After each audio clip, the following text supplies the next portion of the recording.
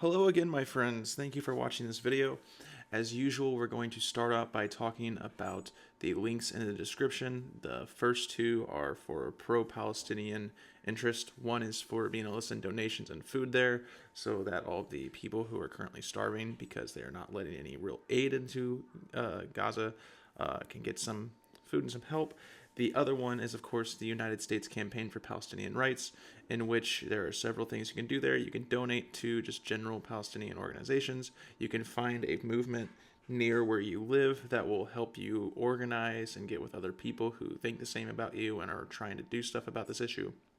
And it will also allow you to find the information for your representatives that you can contact, and it can generate emails for you to send, or you can personalize your own email about whatever issue you're currently looking for or trying to stop. Right now, as always, we're trying to stop these arms from going to Israel so they can continue to perpetuate genocide, but the fight goes on. Today we're going to be talking about something that is rarely talked about in history classes. For sure, really never talked about at the K through 12 level, and rarely mentioned at the collegiate level outside of anything that is just discussing it in a blurb. We're going to be discussing the labor movement in the United States. We're going to go over a brief history of it. We're going to talk about today's labor movements and otherwise. It's important to discuss this because labor movements and unions in particular are finding their power once again in the United States. Just as I was preparing to make this video, the news came out that Amazon workers in several different places are preparing to strike through the Teamsters Union. We'll discuss this more at the end of the video and why it's important, as well as discussing other modern strikes that we're going to in the beginning of this video. So here is how you form a union at your place of business. You get together with your former coworkers. You decide that you want to control at least have a negotiating power in the contracts that you sign, and also be able to make whatever you want to do. A lot of times it's making more money, better hours, better pay. When unions were first forming in the United States in the late 1800s, it was about getting to the 40-hour work week since people were being overworked. This is especially important because the United States, when compared to all other industrialized nations, United States citizens work the most. This could be for a lot of reasons. One of the reasons is we don't really have any laws protecting the worker in the United States. This goes to forming a union, which if you and your coworkers decide to form a union, there are several laws that favor the employer and, of course, will try to stop you from doing this. The National Labor Relations Board is there to adhere to these standings and rulings and questions of unfair practice, but as we'll get to in a minute with the more modern age and examples, you'll see how they can be bypassed and how in certain instances, especially right now, there are people who are very prominent in our society, mainly people like Elon Musk, who are trying to make it to where the National Labor Board Relations Board just doesn't have any power whatsoever, and that the people who want to reach it have no way of doing anything. These are all tactics that have been used time and time again. It's a little bit better now because there's not as much violence as there used to be, as we'll get into in just a minute, but it's still rough. I've mentioned it on this show before, but this is all Hume's paradox. There are people in power. Let's specifically talk about Elon Musk or Jeff Bezos of Amazon. There are people in power who believe that because they have the money, they have all of the power and they can do anything they want. Same with all of the major retail owners or all the major fast food owners. They believe that they can keep people down by convincing them there's nothing they can do. This is not true.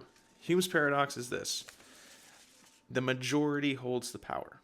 So if you are the majority, like the employees are, employees make up about 97% of this country, employers make up about 3%. If you are an employee, you have more power than your employer because you have more people with you. So in the case of Amazon, Barnes & Noble, Starbucks, and all other places that are strictly United States retail or fast food stores, you can get with your coworkers and you have more power than you think.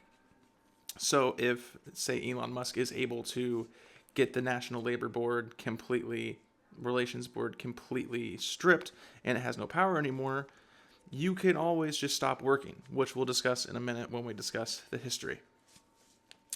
Getting into the more modern period of things that have happened recently, the Supreme Court backed the firing of Starbucks workers for unionizing in Memphis, Tennessee.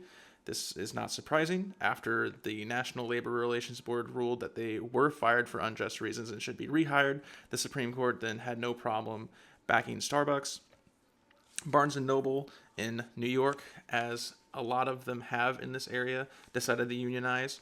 The corporations that owned them and the employers decided to use the legal loopholes that they commonly use, as we'll talk about with other cases, to stall the contract negotiations.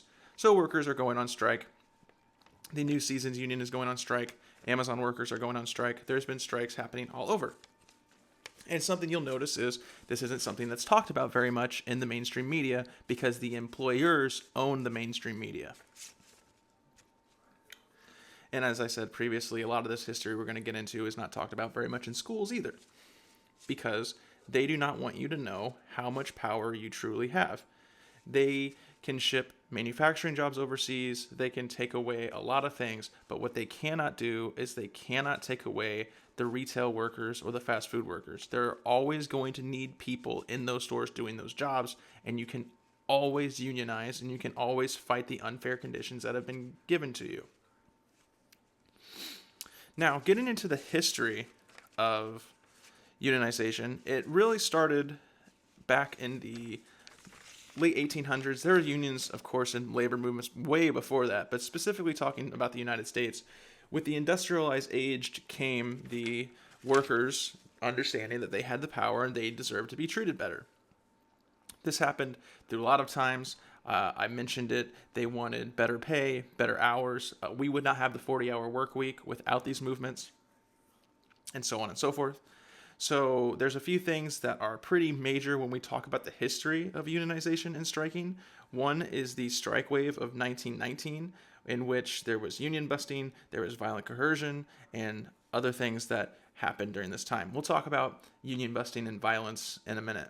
But specifically talking about the strike wave, steel workers, coal workers, textile workers, longshoresmen, workers just in general in Seattle, which is a general strike, is just when everyone gets together and genuinely strikes. This is something that is very powerful for workers. Look into the French unions if you want better examples of this. Garment workers, harbor workers in New York, California telephone workers, Los Angeles streetcar workers, and actors. There was another major strike in which close to 5 million or 6 million people struck during the post-World War II, 1945 to 1946. Major labor actions, things that were changing the landscape of how employees are treated in the United States, happened throughout this time period, and no one ever talks about it or discusses it. So, during this time, there was the Ludlow massacre, in which Pinkertons came and shot people for unionizing. There was the 1940s labor hall raids, in which this was sort of under the McCarthyism banner, but union leaders were declared communists, or as we'll get to when we talk about Eugene Debs, they were declared in violation of the Sedition Act, and they were arrested for things that were quote-unquote un-American. All because they wanted to get unions together and fight against the unfair treatment of workers in this country that has gone on for forever. In recent years, Deputy Prosecutor from Indiana suggested that we should frame unions for violence and then arrest them and break them up. This was something that happened very recently, and just in case you're wondering that, these unfair and unjust tactics it's not just legal loopholes. They're always looking for things to break people up and to make things look bad. Okay. So there were several different companies and organizations that were sent to break up the workers. Some of these names are going to sound familiar to you for various reasons. Some of them won't. But there was the Pinkertons, the Baldwin Felts, the Burns, and the Citizens Alliance, for one. The Pinkertons are probably the most prominent example, going back to the Ludlow massacre, in which they were there, and then they were also just sent to unions. And they were specifically organized and advertised as, these are people who will take care of those unions that are trying to mess up your manufacturing or whatever company. They were specifically advertised as this. This also coincides with the Corporation Auxiliary Company, a book on it written in 1913 by Harry Wellington Laidler. Mentions using undercover agents to undermine them and undermine union efforts. There's a specific quote from this book in which he discusses this is what our people can do when he was sending it to corporations that needed union busting to go on.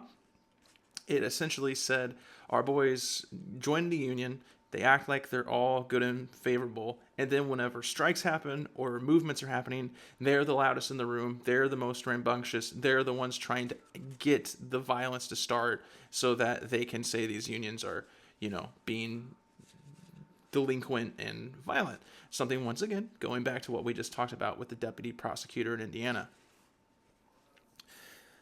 This is seen in modern terms today with unions and also just with general protest. We call these people agitators. We saw them on the campus movements for the Palestine movement earlier last year and earlier this year.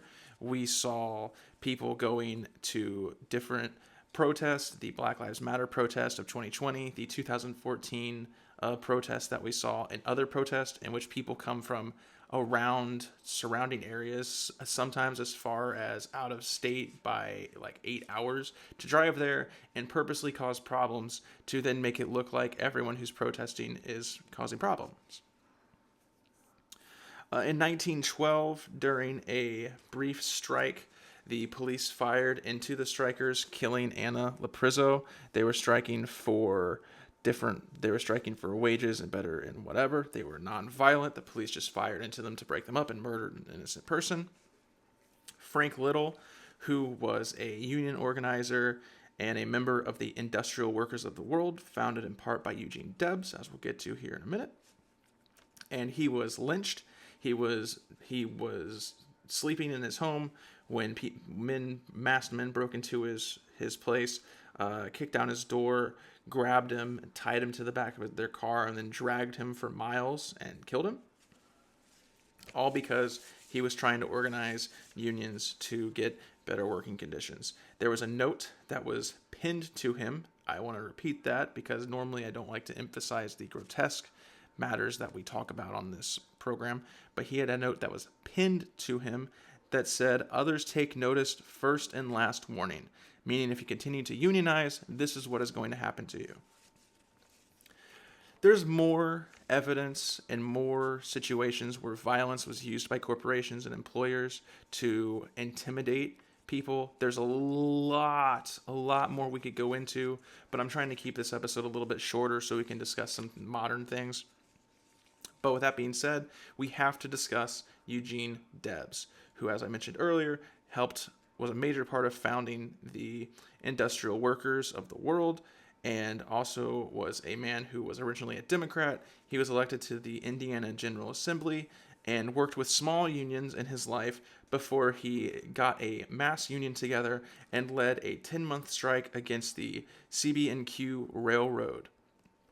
During this time with the railroad, Debs helped found the American Railway Union, a union that is still around and active today. They were a part of the, you may remember, 2021 attempted strike by railroad workers in order to get better conditions that the communist Joe Biden, that's a joke, broke up and had no problem signing that they couldn't legally strike or they would all be penalized by law. Debs then used this union to lead other unions together to boycott Pullman cars in what was known as the Pullman car strike. This was pretty successful in getting notoriety as Grover Cleveland, the president at the time, sent the army, that's correct, you just heard me right, the president sent the army to break up strikers and also arrest Eugene Debs and put him in prison for 6 months. It was during this time in prison that Debs became very informed on socialist theory and founded the American Socialist Party, which he then used to run for president 5 different times. Once in 1900, where he got 0.6% of the vote. Once in 1904, where he got 3% of the vote. Once in 1908, where he got 2.8% of the vote. Once in 1912, where he got 6% of the vote. And once in 1920, where he got 3.4% of the vote. In 1912, with that 6% of the vote, That was a little over 1 million votes. A presidential candidate in 1912 running as a socialist got 1 million votes. His last time when running for office in 1920, Debs was running while in prison. He was in prison under the Sedition Act that we talked about earlier because he had, and with other socialists, started speaking out against the First World War as it was in his words, and honestly I can say in mine, a capitalist war that he did not morally feel he could partake in. He was sentenced to 10 years in prison where he spent the majority of the remainder of his life until he died in 1926. All of this needs to be emphasized. I know that was a very quick and brief history that didn't even get close to giving enough detail of the things we just mentioned, but it's very important because none of this is taught in schools or talked about in the media or mentioned at all, and it should be. These are all movements that shaped the modern labor environment. I mean, the 40-hour work week we just kind of think of as how it is, but we wouldn't have that had it not been for a massive unionization of workers in the late 1800s.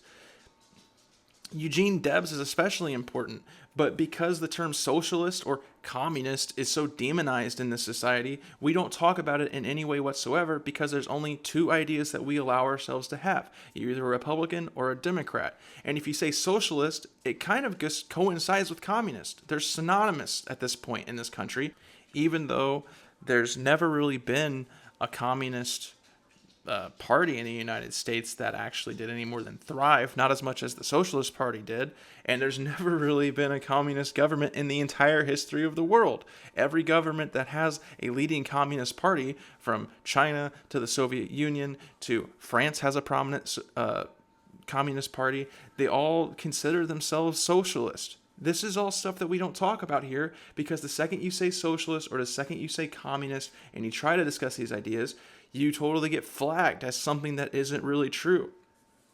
In fact, here's something I'd like you to do the next time someone talks to you about Karl Marx. Next time someone talks to you about Karl Marx and they mention him being a communist, which is out of this world, I want you to ask that person, oh, so they have clearly read the 3 issues of Capital that Karl Marx wrote. I want you to get that through because even in the collegiate level, the most you read of Marx is the Communist Manifesto, which is a very early work of Karl Marx that doesn't even begin to express the wider views that he would have in his later life, and he addresses in Capital. Now, going from there to the modern age where we are now, 7 Amazon factories are about to go on strike with the Teamsters Union, who represents 10,000 workers, which admittedly is a small part of the Amazon corporation's employees, but we'll talk about that in a second. There are 3 in Southern California, 1 in San Francisco, 1 in New York City, 1 in Atlanta, Georgia, and 1 in Skokie, Illinois. These strikes started because Amazon ignored the deadline by the union to have contract negotiations this past Sunday, December 15th. Once again, we talked about this being a loophole that corporations use all of the time.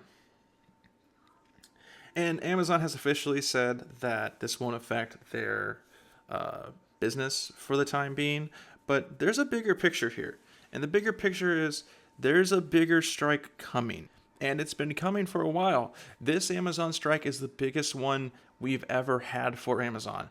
But it's just going to start to get bigger because people want treated better at these facilities. I mean, we all heard the stories a couple years ago about delivery drivers having to pee in bottles in order to make their deadlines so that they could keep their job. We remember the story that happened very close to where I live, where a tornado hit an Amazon factory. The workers were ordered to stay, and so several workers died because of this tornado. We've all heard these. The United States economy and its labor history and the treatment of workers in this country has built up a pressure to where it is going to explode at some point. And when it happens, we all have a duty to ourselves to support the workers who are doing the work every single year. There's a few things I didn't talk about in this video that I'll talk about when I discuss later issues. The Carter and Reagan presidencies I briefly discussed, but Reagan, of course, firing the air compt controllers when he fired them for striking, that was a big deal and honestly should have been a violation of everything we all stand for, but it just happened. The Carter administration breaking up the trucker unions, which has led to a year-over-year decrease in trucker wages by 20%, and other things that have happened to United States workers that has built us up to this point in which we're at the boiling point. Standards of living have gone up. The prices of food and services have gone up. Wages have stagnated. The minimum wage has not been raised since 2009. That's 15 years of the same wage. It's $7.25. Think about everything you could pay for with $7.25 back in 2009. I'll give you an example. In 2009, and I would have done this because this is who I am as a person, back then anyway, you could get for $1 at McDonald's at least 6 McChickens off the dollar menu. The dollar menu no longer exists. For $7.25, for 1 hour of pay in most of the country, you can't get anything for an hours of your time. There is something wrong with that picture. I hope you all enjoyed this video. I hope you learned something that you possibly wouldn't have learned anywhere else. If you want to know where I get most of this information from, look up Michael Hudson, look up Richard Wolff. There's a few others that we can talk about. Noam Chomsky, of course, as always, does really good talks on this. Ralph Nader, too.